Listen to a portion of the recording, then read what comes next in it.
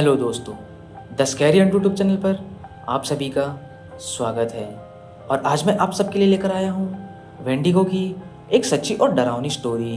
तो चलिए इस स्टोरी को स्टार्ट करते हैं। मेरा नाम ल्यूकस है और आज मैं आप लोगों को मेरे साथ घटी एक बहुत ही अजीब और बहुत ही डरा देने वाली घटना के बारे में बताने जा रहा हूँ, जिसमें मेरा सामना एक वेंडिगो से हो गया था। और ये घटना मेरे साथ आज से लगभग 3 से 4 साल पहले ग्रैंड कैनियन नेशनल पार्क में घटी थी। और मैं पिछले 10 सालों से ग्रैंड कैनियन नेशनल पार्क में फॉरेस्ट रेंजर का काम कर रहा हूँ। और मैं जो घटना आज आपको बताने जा रहा हूँ वो मेरे साथ और मेरे साथ ही काम करने वाले फॉरेस्ट रेंजर जेम्स के साथ नाइट शिफ्ट के दौरान घटी थी। तो बात आज से लगभग 3 से 4 साल पहले की है। एक रात मैं और मेरा साथी rangers grand canyon national park में अपनी नाइट ड्यूटी कर रहे थे और हम दोनों आराम से अपने ऑफिस में बैठकर गप्पे मार रहे थे। तभी हमें रात के लगभग 11 बजे हमारे पास एक इमरजेंसी कॉल आया और वो कॉल एक कैंपर का था जो कि अकेले पूरी रात कैंपिंग के लिए पार्क में आया हुआ था। आपको शायद ये यकीन ना हो, लेकिन ऐसे बहुत से लोग होते हैं जिन्हें अकेले कैंपिंग करना बहुत पसंद होता है। और उसने हमें बताया कि उसके टेंट के बाहर से अजीब अजीब सी आवाज़ें आ रही थी, जैसे कि किसी के गुर्राने, सीटी बजाने और किसी के चलने की। और वो कैंपर बहुत ही डरा हुआ था और वो जल्द से जल्द हमें अपने पास बुला रहा था। और उसकी बातें सुनकर हमें ऐसे बिल्कुल भी नहीं लग रहा था जैसे कि वहाँ पर कोई बड़ा खतरा मौजूद है। लेकिन पार्क में आए हुए सभी लोगों की मदद करना हमारा काम है, इसलिए मैंने और जेम्स ने तुरंत अपने सारे सामान लिए और उसकी लोकेशन पर पहुंच गए। और हमने एक बात नोटिस की कि वहां पर बिल्कुल सन्नाटा फैला हुआ था। जब हम उसके पास पहुंचे तो हमने देखा वो काफ़ी डरा हुआ था और हमने उससे पूछा कि क्या बात है। तो उसने कहा कि उसके टेंट के बाहर से किसी के गुर्राने, सीटी बजाने और किसी के चलने की आवाज़ आ रही थी। हमने उससे कहा कि कोई जंगली जानवर घूम रहा होगा, लेकिन उसने कहा कि वो कोई जानवर नहीं था और वो इंसान के जैसा लग रहा था, जैसे कि कोई आदमी अपने दोनों पैरों पर चल रहा हो।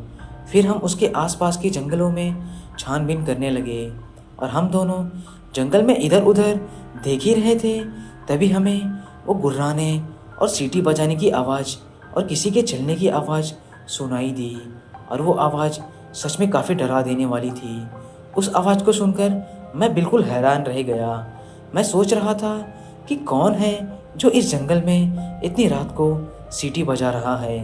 मैं ये सब सोच ही रहा था कि तभी फिर से हमें वो गुर्राने, सीटी बजाने और किसी के चलने की आवाज़ सुनाई दी।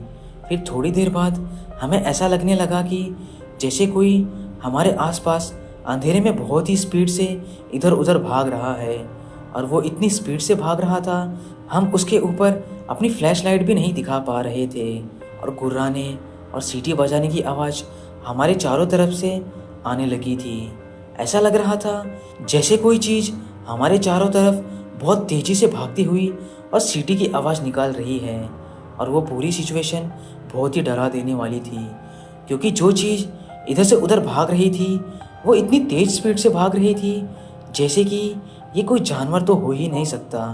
और ये सब 5 मिनट तक लगातार चलता रहा और फिर उसके बाद एकदम से सब कुछ शांत हो गया और वो आवाज़ें आना बंद हो गई। और कुछ देर बाद जेम्स मेरे पास आकर बिल्कुल धीरे से मुझसे बोला कि सामने पेड़ पर कुछ है। उसके बाद मैंने अपनी फ्लैश लाइट एकदम से उस पेड़ पर मारी। फिर मैंने और जेम्स ने अपनी फ्लैश लाइट में उसको देखा।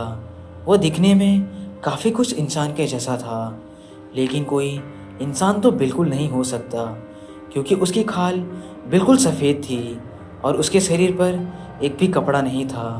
और उसके पैर इंसानों के जैसे थे और उसके हाथ किसी जानवर के तरह थे। और उसकी गर्दन बहुत ही लंबी थी और उसके मुंह नुकीले दांतों से भरे हुए थे। और सबसे डरावनी वाली बात ये थी कि उसकी आंखों की जगह 2 काले गड्ढे थे। फिर मैं अपनी गन से उसके ऊपर गोलियां चला दी और वो एक भयानक गुर्राने की आवाज़ के साथ मानो वहाँ से इतनी तेज स्पीड से भागा मानो ये किसी के बस की बात हो ही ना। फिर हम उस कैंपर को लेकर अपने साथ अपने स्टेशन लेकर आ गए ताकि उसको कोई खतरा ना हो। तो दोस्तों, आपको ये स्टोरी कैसी लगी आप हमें कमेंट करके ज़रूर बताएं। अगर आपको ये वीडियो पसंद आई तो हमारे चैनल को सब्सक्राइब करना ना भूलें।